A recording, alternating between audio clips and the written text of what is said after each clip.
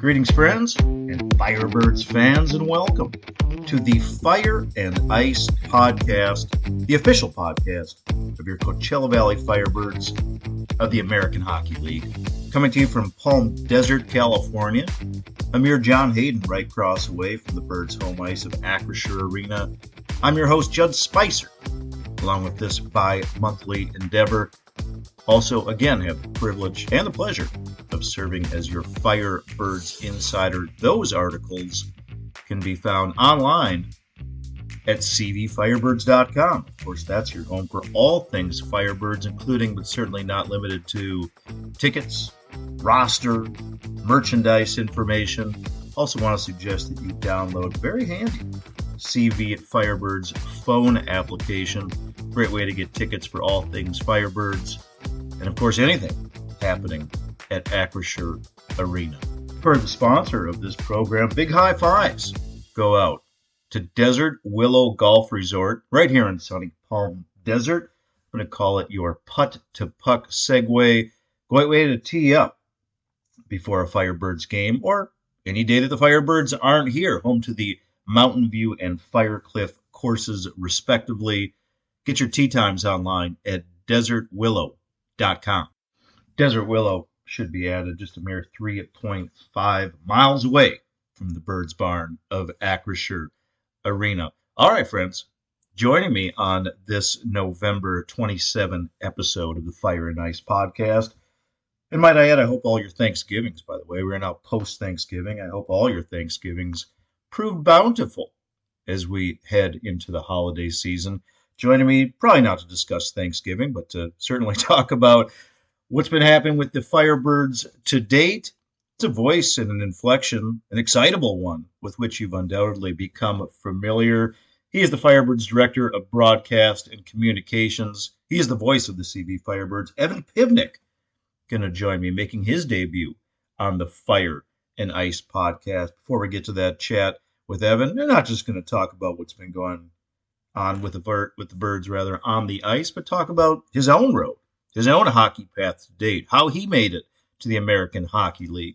I'm going to chat about that and chat, of course, about the Firebirds' first 15 games in this sophomore season. Before we do so, a brief delve into this episode's Firebirds freeze frame. Going to start with some November transactions, friends, which have been multiple and myriad. I'm going to call it kind of the Chutes and Ladders edition. Had a lot of guys go up. They've all come back down over the course of November. Selfishly speaking, I think we're glad that they're all back here. Over the course of the month, the Messrs. Shore, Wright, Winterton, Podorowski, and netminder Chris Drieger have all been sent up to the Kraken at various times. And again, we are now enjoying or re-enjoying their services with the Firebirds as they're all back on our roster. Another note of a kind of the inverse Chutes and Ladders, gentleman that was recently called up on 11/20, Tucker Robertson, name to know. I think we're going to enjoy his services over the course of this CV Firebirds season. Again, called up on 11/20. Didn't take him long to net his first American Hockey League goal.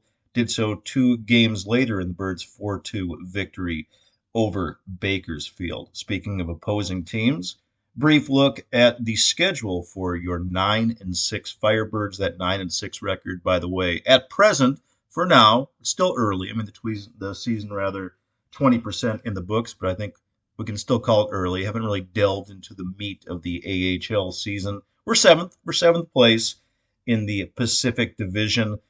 Kind of an anomaly amid those metrics, I should say. And I'll digress because we're going to get into this with Evan here shortly. But it's weird, Firebirds friends. CV Firebirds, a 7-1 mark on the road. That winning percentage of .875 accompanying that 7-1 mark. Yeah, that's the best in the American Hockey League. As for the home comforts, well, comforts is probably ineptly used because we're a mere 2-5 on our home ice of Acrisure Arena. That win percentage, I'm not even going to mention it, but it charts at 29th in the AHL. Again, we'll discuss as much with Evan. Those are the games in the books through 15. As far as games upcoming, Birds going to close out November this Wednesday November 29th at home versus San Jose. That is the final game of November. It's a 7 p.m. puck drop. Get right after it, however, at the onset of December with an away and home set. That's Friday, December 1st, followed by Saturday, December 2nd, away and then home versus Ontario. That Friday game on Ontario is a 7 p.m. puck drop. The game on Saturday, the 2nd, takes place here at Acrisure Arena at 6 p.m. And hopefully we'll score. That's been a problem versus Ontario and their fine Czech goalie, David Rittich. 6 consecutive shutout periods versus our Birds. As far as those who have scored over the course and body of work of the season to date, let's get to some of the leaders, or all of the leaders, with the Firebirds. Captain Max McCormick, he is your Firebirds scoring leader thus far into the campaign. 16 cumulative points. That comes by way of 8 team leading goals, coupled with 8 assists. Cameron Hughes, he has 14 points, second on that list. 2 goals, but a team high 12 assists. Cole Lind, 13 points on the season thus far, 3 goals and 10 assists. Newcomer Marian Studenic, he has 11 total points, as does youngster Logan Morrison. And then next on the list with 10 points in a mere 12 games, mind you, Shane Wright, back now with the Firebirds after his call-up to the Kraken. Shane Wright with 10 total points, 7 goals, and 3 assists. Again, he has accumulated those numbers in a mere dozen games with the Birds thus far this season. As far as our netminders, Chris Drieger, by the way, I had the pleasure of talking with Chris for my most recent CV Firebirds Insider article. You can find that, as I said, online at cvfirebirds.com. Interesting guy, veteran guy, fascinating guy. Talked about all manner of stuff. Hope you have opportunity to check out that article. Back with the Birds now. Over the course of this year to date, he is 6-4 with 2.20 goals against and a .915 save percentage. As far as netminders with double-digit starts in the AHL thus far into the year, that 2.20 charts third in the American Hockey League. Aleš Stejka, I knew I was going to butcher that. Let's try it again. Aleš Stejka, also Czech goalie, by the way. 3-2 in net for the Birds this season. Goals against, I'm just going to say the numbers. We'll reserve commentary probably for a later time. 4.20 with the save percentage of .875. Friends, that's going to wrap it up for the Firebirds freeze frame. Let's get on to this episode's conversation with our guest, the director of CV's Broadcast and Communications, the play-by-play voice of your CV Firebirds, the good Mr. Evan Pivnick.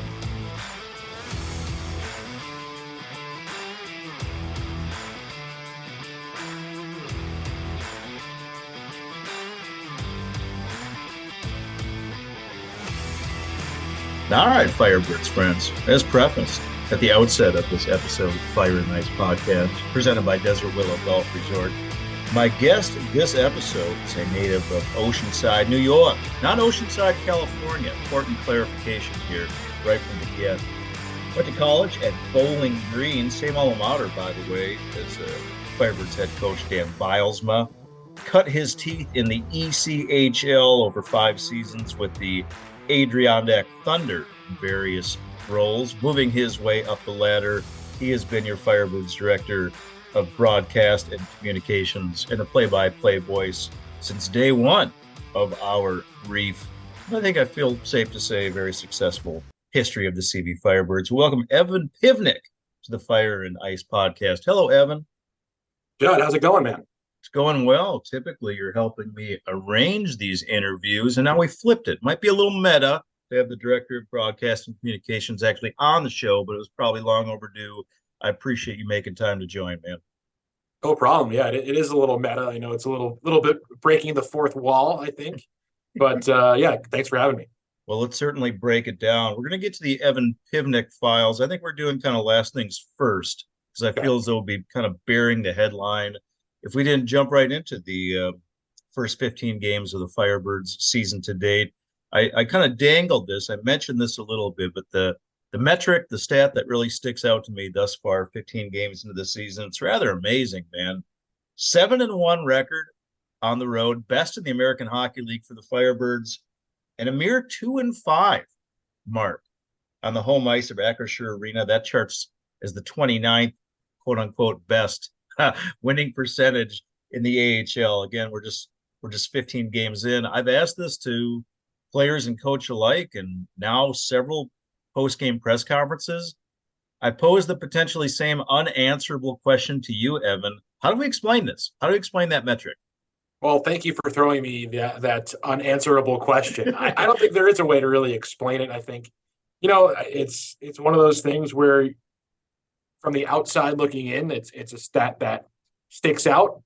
But I think inside the friendly confines of the Firebirds dressing room, I don't think it's anything that's really thought about in terms of that aspect. It's they look at it as they're winning games right now on the road and struggling a bit at home, but at the same time they have a 9-6 record where that's still pretty good to start things off. I know last year was a different animal. I think starting 22 games on the road, having a bunch of success on the road. And this is a team that played extremely well on the road last year. They just capped it off with a great home record as well. But yeah, it's still early in the season. It's only 7 home games. And there's still plenty more to be had. And this team's still finding their rhythm. And we've seen that every now and again, the struggles that they've had and a lot of the successes they've had. And they've had more successes than they had struggles. So that's one of the big things to look at. I know for the home fans who want to come see them play at Acrisure Arena, only 2 of the games have gone their way, but at the same time, there's still 29 home games left. So a lot of opportunities for more wins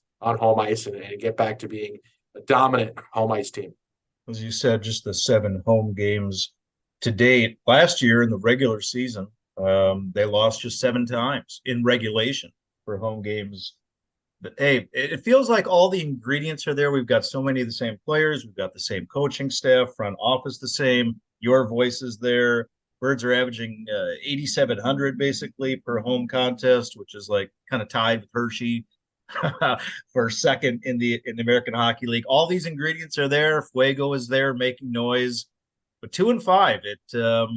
It's something that I think we'll see turn around. Is it something that you anticipate that over time, as we near the meat of the season, is going to even itself out?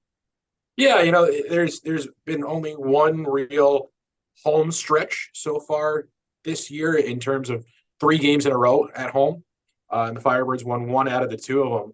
But yeah, it's been home for a game, on the road for 2 games, home for a game, on the road for 3 games, or 3 games at home. And it hasn't been as consistent, I think, as last year was. And yeah, that's because the team played 22 games to start the year on the road, and they had to make up a lot of home games. So it gave them a lot of comfortability playing in Acrisure Arena, and guys settled in. But you look to the upcoming months where, January, you have a few more home games. February, the majority of the month, the team's at home.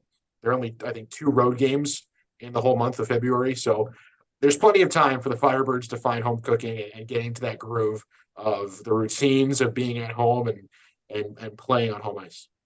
I could probably self chastise for asking questions in these post game pressers, or asking it on the Fire and Ice podcast or Firebirds Insider articles, wherever I've been asking questions to these players and the coach. But I've prefaced so many times, and I've done it too much. I know I've done it too many times, prefacing a question by saying something akin to, well, last season, or compared to last season.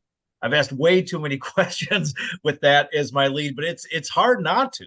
Are you personally weary? Are you tired? Are you exhausted of like, hey, we're now we're about 20% into year 2.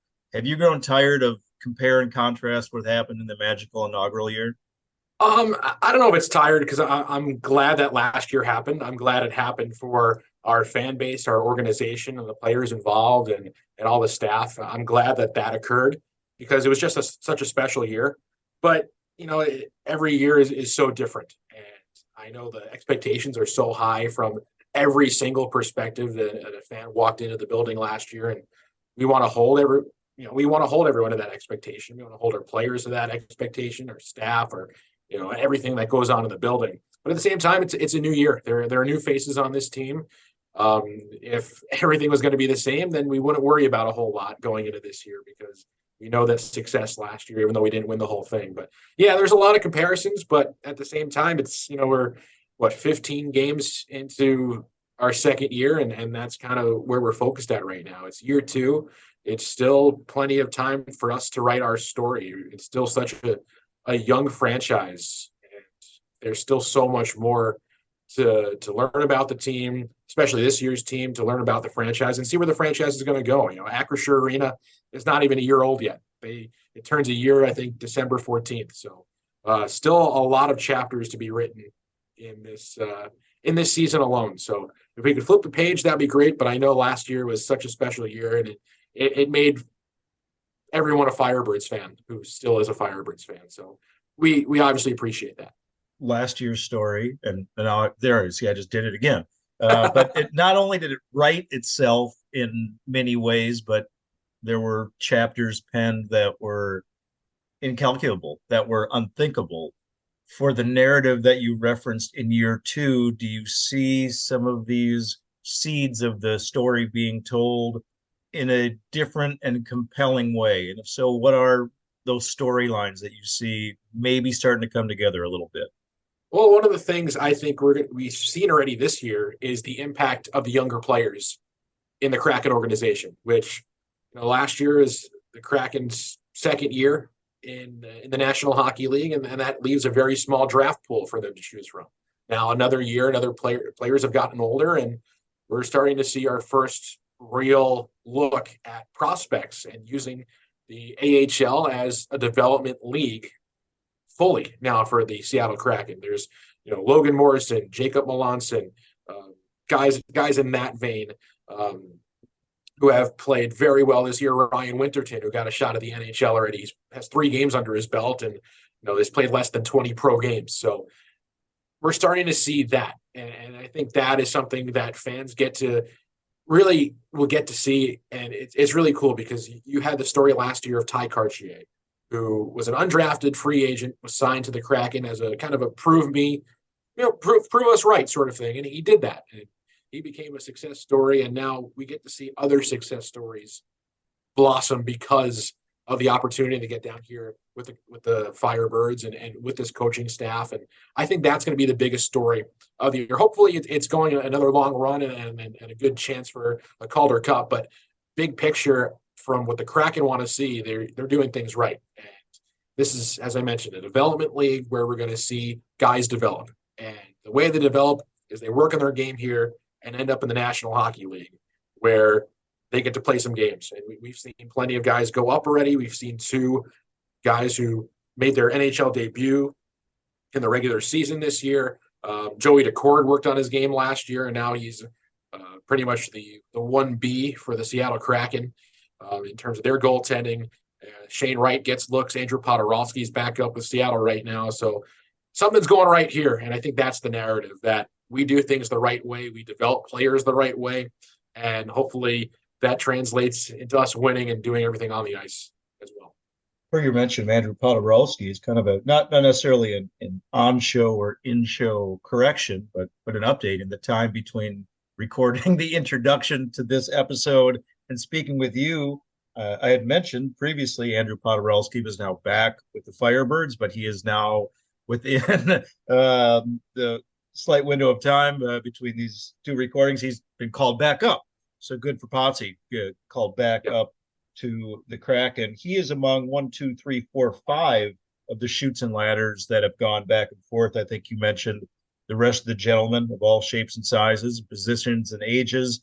That to me also speaks to, I don't want to be too critical, but some of the inconsistency that we've seen in play from the Firebirds thus far is there's been a lot of movement, a lot of shifting of personnel, whereas first even like 3 months last year, we barely saw any. There was so much consistency, and the lines really developed pretty fast, and for the most part, they kind of stuck together over the course of the year. Yeah, eventually we saw some guys called up, but really for an AHL team, we had a lot of the same guys and a lot of the same lines. I mean, to you, to these moving pieces, does that speak to some of the inconsistency we've seen through 15 games? Yeah, I think a little bit. There's familiarity, but at the same time, a lot of these guys got to play together during Seattle training camp, then Firebirds training camp, and whatnot. But it also speaks to the challenges that Seattle's going through in their first month and a half of the season as well, because they had an unbelievable year last year. They went to the second round of the NHL playoffs, which was exciting for that franchise to be able to do that. And it takes not only a lot of skill to have a successful year, but it takes a lot of luck as well. And unfortunately, the Kraken have not had the best of luck in terms of injuries and success as of late. But they're turning things around. They're playing really well as of late. They're getting points in meaningful games. They're picking up wins, and they've had some recent injuries that have hindered them a little bit, and that's how it kind of works. The injury up there. That's why we watch the Kraken games all the time. I know that's a big part to make sure that everything's going right up there, because if things aren't going right, then they look to the AHL. And last year was a different animal in terms of that, just because of what I said before with the prospect pool. Yeah. The Kraken did an outstanding job of filling the Firebirds rosters with NHL contracts last season, because they didn't have their own players to funnel into that system. And I think with the overflow of that, we didn't see a lot of transactions last season, but their success also added to that as well. Because when you're winning games and people are staying healthy, then you don't really want to change too much. And that's really kind of what happened last year. But, we had Jesper Froden and John Hayden go up a few times last season. Joey Decord got a couple of call-ups, but those were the main three. Now we've seen Devin Shore go up, Ryan Winterton, Shane Wright, Chris Drieger, Andrew Podorowski. So I believe that's the five, but that's already in the first month of the season. So it's great that the Kraken are using the Firebirds the way they should be used, calling up guys in times of need. And, that's why the Firebirds have depth as well, to try to fill that role when someone gets called up day of the game and someone has to get a phone call in the afternoon saying, hey, I don't know what you're doing right now, but you weren't planning on playing tonight, but now you're in. So get ready. You certainly highlighted, Evan, the youth movement we've seen with the Firebirds this year, and these gentlemen have also spent some time with the Kraken, as you referenced. Probably something that we've not discussed quite enough, because all of these young men have produced, and we've seen several instances of games where the cumulative age of the front line has been like 60 years old, 20-year-old dudes, 19-year-old guys, 21-year-old players, ranging from Messrs. Winterton, right? All guys we've talked about, Melanson, Morris, and now we brought Tucker Robertson up into the fold. I expect him to have a really nice season with the Firebirds and stick around. He already netted a goal. All these young guys, they're not just here seemingly to develop, they're already really good. Yeah, they are. And I think that's a testament to the high level of junior hockey that a lot of these guys played, because you think of junior hockey and you think of just kids playing, but in these major junior levels up in Canada and the OHL, the WHL, and it's big time stuff. Even the QMJHL, like they take it seriously up there. And Logan Morrison was a guy who did so well last year in the OHL. He was one of the top scorers in the whole league, and that translated right down to here quickly. And I think also a lot of it that helped too is a lot of these guys were with us during our playoff run last year. After their season was up, they came and joined the Firebirds, and we saw a couple of them appear in games, but for the most part, they were just along for the ride. And I think that was a big learning experience for a lot of these guys to be around older players, to be around a team that went to Game 7 of the Calder Cup final, because that's not an experience that you could just read about and then learn. It's one of those livable experiences, and all these guys got to do it last year. Although they weren't suited up for Coachella Valley, they still got to be in the locker room all the time and during practices and go on the road. So that was really valuable experiences for a lot of these young players to get their first taste of pro hockey, and I think they kind of picked up right where they left off. Friends, you're tuning into the Fire and Ice podcast presented by Desert Willow Golf Resort. This is the official podcast of your CV Firebirds of the American Hockey League. My guest is Evan Pivnick. It's a voice that you know. He's the director of broadcast and communications for the Birds and the play-by-play voice as well. Let's take it from ice to mic, Evan, and tell the listeners a little bit more about you, how you got here. One of the things that I read about you is that you grew up kind of in a play-by-play atmosphere. Your old man, he was calling minor league baseball games on the home front for you, was he not? Yeah. He in the mid '80s, when My dad was finishing up college up in Albany, New York. He was the play-by-play voice of the Albany Colony A's and Yankees from I think 83 to 85 or 82 to 85. I'm not sure exactly on the year, but yeah, that was his passion growing up. And it didn't go the way that he wanted to go, but he got some formative years there, able to call high level minor league baseball, which was really exciting. And he still tells me stories to this day of players that he saw play and friends he's made along the way. Every time we goes to a city, he knows someone. So from those baseball days. So growing up, it was, you watch sports and sometimes you sit with a parent and he tells you, oh, watch this player play a game, watch how this guy does this. And growing up for me, a lot of it was, oh, listen to how this broadcaster does this, or listen to how, Mike Emmerich calls a hockey game, or Jim Nance calls a football game. It was kind of in that line. So I was always in tune of listening to those voices from a very young age. And I think also growing up where I did on Long Island, I was exposed to a lot of great broadcasters in, just in the area that I grew up in. I was very fortunate to do so because the local cable channels, you have for hockey, the Islanders, Rangers, Devils, and Sabres. Those were all on local TV. Then you have the Jets and the Giants, the Mets and the Yankees, and the Knicks and the Nets, and all those. New York's the number one sports market, so it's the number one market. So you have to have the best of the best calling those games, and I got to listen to some great voices growing up, and they kind of got me through some tough sports times. So I'm very fortunate to be able to be where I'm at and have all those to thank for it. How does your style ultimately differ from your dad's style? The sports are different, but I guess from play-by-play styles between the two of you.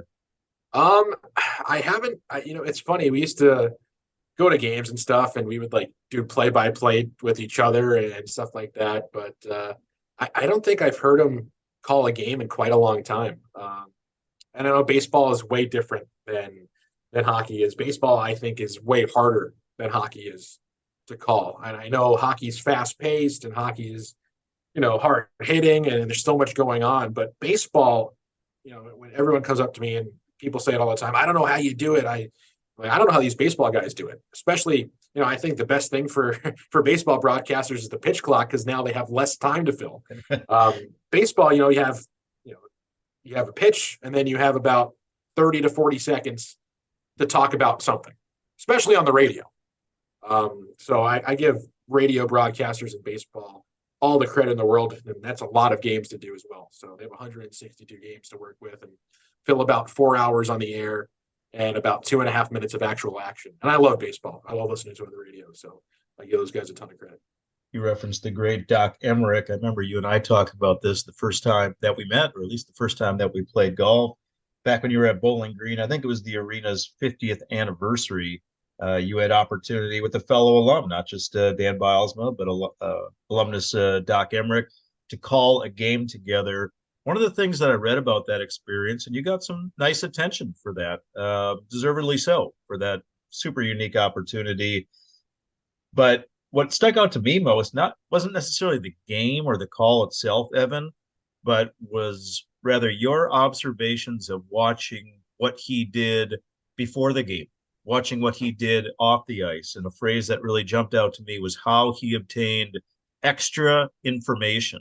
It seemed like it really taught you an important lesson about your trade, getting that extra information. Is that correct? And if so, where did it teach you? Yeah, when I was in college, that was my senior year of college at Bowling Green. So, I'd been around a lot of the guys for 4 years, and there's it was funny. He got his doctorate at Bowling Green in 1975, which is why they call him Doc.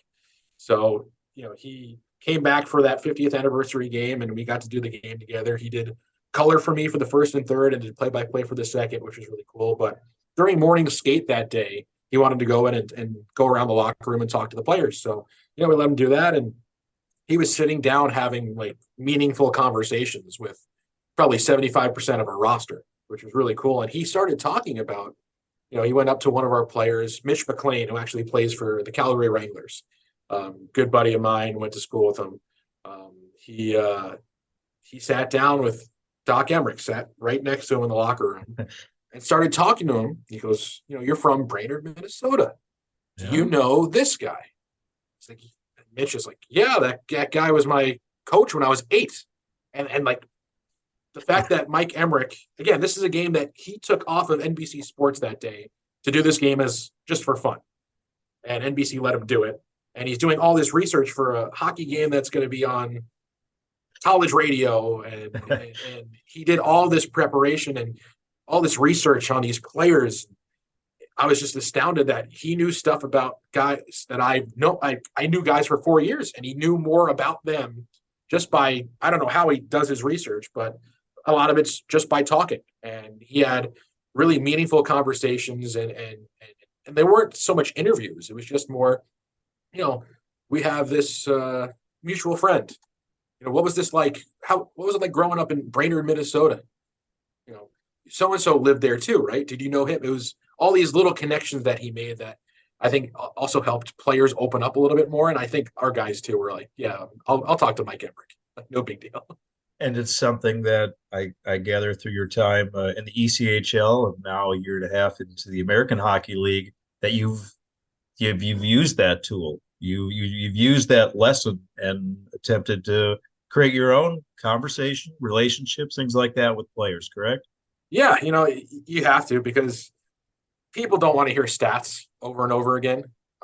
You can tell so and so, hey, Andrew Podorowski is a point a game player. Yeah, 3 goals and whatever assists in however many games. Like, you could say that over and over again, but what's the story you're kind of telling there? What's the story now would be Andrew Podorowski has been called up. Who's the next guy to step up? What's his story? Where was he at? Where was he drafted? Why was he drafted? Where did he play junior hockey? Where did he, it kind of those sort of things. And I also like when there's family aspect to it as well. I like when one of my favorite things is when guys have connections to one another, especially opponents. I like when, there's a guy in the Firebirds and a guy, let's say, on San Diego, but they played minor hockey together and they grew up wherever in Ontario and they knew each other from then. Or there's 4 guys who all played college hockey together and spent formidable years together in a university D1 program. Like, I like all that stuff. That stuff sticks out to me because hockey is such a small world and everyone knows everyone, not maybe personally, but knows of everyone. Right. So that's the sort of thing that I kind of like, because I could tell you stuff that you could look up, right? But I like to get a little bit deeper than that and maybe pique some interest. If you want to learn more about a player, like, oh, I heard Evan talking about this about John Hayden, I'm going to Google him and see what else I can find. And hopefully that because at the same, I'm calling games, but at the same time, I'm trying to make a connection for these fans and to these players in any aspect I can. Today, of course, is an off day for the Birds, Evan, and that's why we have time to talk. On game days, I generally try to leave you be, although from time to time I'll walk behind you and Grant Fuhrer and just kind of see what you're doing. And I've noticed, and we've talked about this at least once or twice, about your notes, about how you lay out and prepare a game. And it is a vast, I don't want to say it's like a huge board, but I mean, it is, there's a lot of information that you record before I have games. one here. Hold on. I'll grab one for you. Okay. For those who are listening, I was going to say for audio purposes, we'll try to do an app description of Evan's game prep. And so this is my one from Bakersfield on Saturday. Okay. I mean, this is bigger than 8x11, double-sided, double-paged. It is vast. How long does it take you to put one of those together? I can do it about 2.5 hours, probably. Okay. So it's 2 8x11 pages that are glued onto a manila folder. So I have our line chart for both teams with how many goals they have, whatever, and I'll write little notes up top above the players' names. On the right, I have the records of the teams, the standings, the power play, the penalty kill, what they are at home and on the road. I have the season series, so what the two teams line up each other as. I have the leaders between the two teams against each other, the power play is that, the penalty kill is that. Then I have team notes, what the latest trends are for the two teams and transactions and whatever other notes that I end up writing down. But yeah, a lot of it is pretty standard stuff, and if I have some decent notes, I'll try to throw them on there as well. But I work off of line combinations. That's how I learn players quickly, and that's how I get the flow of the game. It was funny when I first started in the ECHL. I was like, okay, well, I'm in pro hockey now. I need to do it as pro hockey broadcasters do it. And I've seen a lot of guys who have these really long charts of different names and alphabetical order and stuff. I was like, well, they're pros. I should probably do it that way. And my first game in the ECHL, I made my own, and I hated it. Like I didn't know what was going on because in college I worked off of line combinations, and I was lost. And I'm like, you know what? At like 3 games in, I'm like, let me go back to what I did for 3 years. And so I did that, and I think I got back my groove after that. So I've been. This is kind of my second year doing. This chart has changed quite a bit in its template over the last 3 or 4 years, but yeah, this is what I use. This keeps me sane. I need to have something written on it, or else I'll be all over the place. Whether it be your time in the ECHL or the American Hockey League, is there a name that has continually befuddled you Befuddled me. that you just trip over time and again? There's some tough ones out there. There are some tough ones. It's funny. Last year, I had a lot of trouble with Phil DiGiuseppe. He played for Abbotsford last year. I don't know why I stumbled over it. It was, it's not a, it's a pretty standard name. I had a lot of trouble with that. I don't know. I pride myself on trying to do the best that I can to pronounce everyone's name correctly.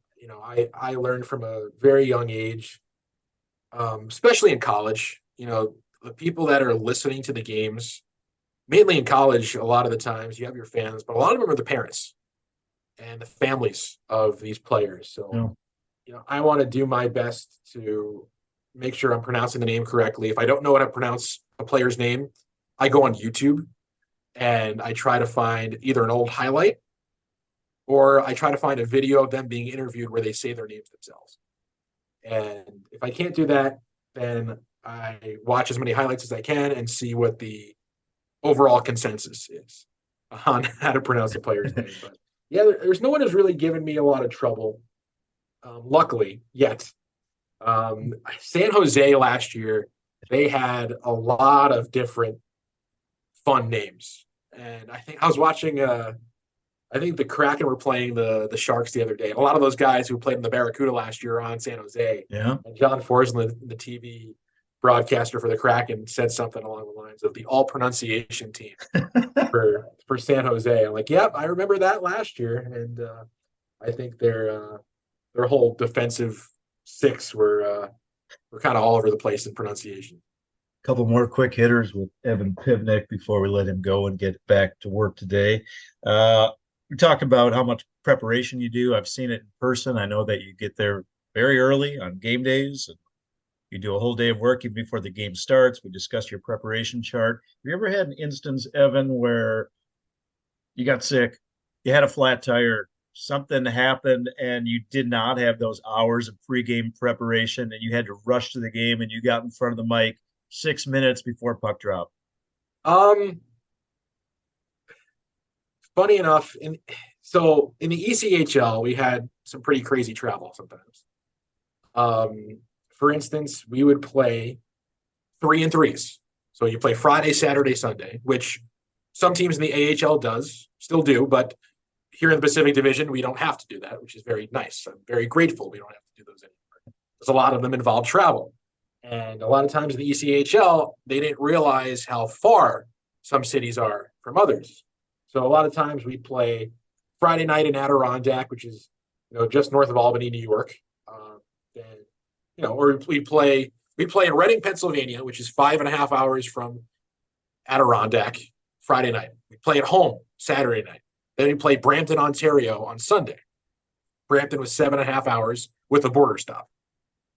And Brampton would only play at 2 p.m. on Sundays because they thought that they rivaled the Toronto Maple Leafs because they're about 30 minutes outside of Toronto.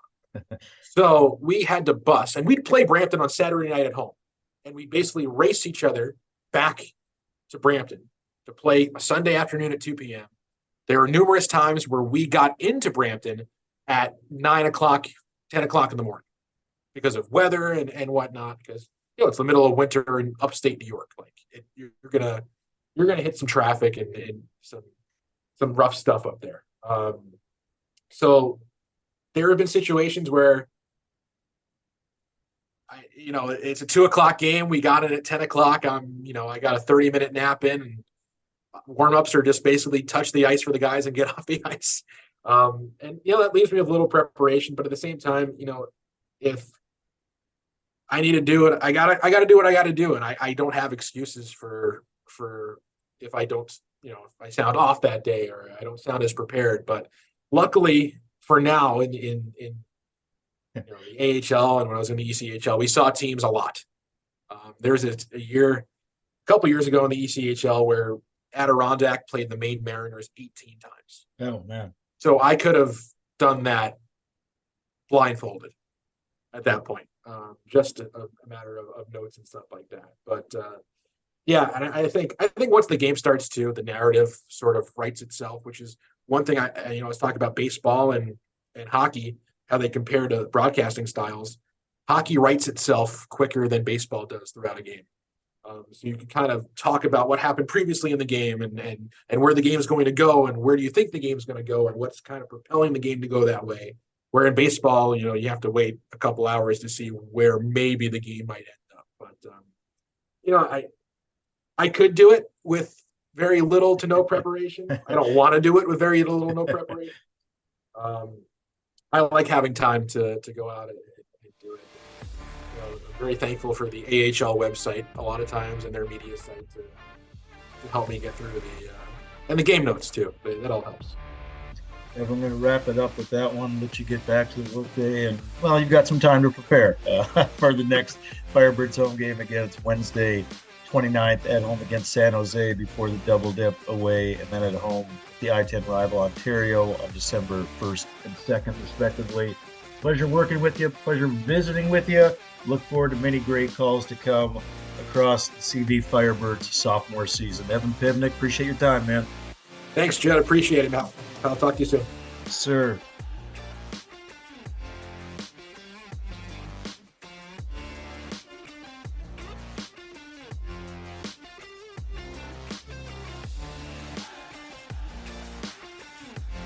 All right, Firebirds flock. Just going to wrap it up for this episode, this November 27, 2023 episode of the Fire and Ice podcast presented by Desert Willow Golf Resort. Fire and Ice, the official podcast of your CV Firebirds of the American Hockey League. So appreciative of your time, your interest, your ears. Additional appreciation goes out not only to this week's guest, Evan Pivnick, but to this program's sponsor, Desert Willow Golf Resort. Just a mere 3+ miles away from the Birds' home ice of Acrisure Arena, making an excellent putt-to-putt day. Head on over for a round at either the Mountain View or Fire Pit courses, respectively, and then slide on over to Acrisure Arena for a Birds game. Or heck, head on over to Desert Willow anytime there's a game, or not. Hey, when you're making those tee times, by the way, at desertwillow.com, probably should check out the awesome and on-site Palm Desert Golf Academy. Maybe you're a rusty swinger, maybe you're a snowbird, maybe you're just visiting the desert to check out some hockey and want to play some golf. Great way to amp up some swing instruction over at the Palm Desert Golf Academy. Those dudes at Desert Willow, by the way, they love their CV Firebird hockey and season ticket holders since the get. Again, friends, hope this finds all well with you and yours at the onset of the holiday season and that your Thanksgivings proved equally blessed and bountiful. Look forward to seeing you at the Birds' home ice of Acrisure Arena for the next home tilt on Wednesday, the 29th of November. Final game of November for the Birds. That takes place at 7 p.m. versus San Jose. And then again, we turn it right around with an away and home series against our I-10 rival, the Ontario Reign. Friday the 1st at Ontario, and then coming back to the desert Saturday the 2nd, 6 p.m. puck drop versus the Ontario Reign.